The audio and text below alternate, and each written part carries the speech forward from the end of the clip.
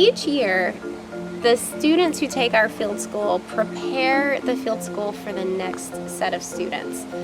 In order to do that, they create these mock burials, and we always use plastic skeletons to do this. We like to be as ethical and consensual as possible, so everything out here is plastic.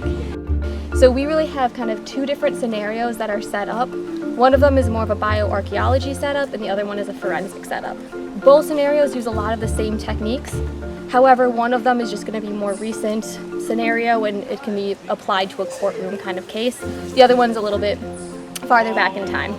And it's really incredible because this gives them students a really great opportunity to do hands-on experience to things that they learned in a classroom. We also like to teach students about criminology and archaeology and give them a little bit of classroom experience.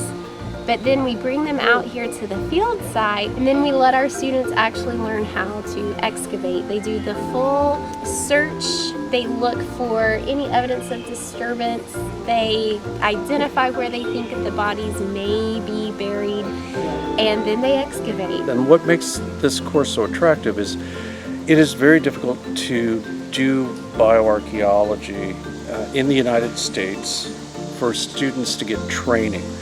This one combines bioarchaeology and forensics and has experts in the field of law, experts in DNA testing and DNA technology. Being able to do like all the processes from searching on the surface to actually setting up a unit and doing test pits, I think was probably the highlight.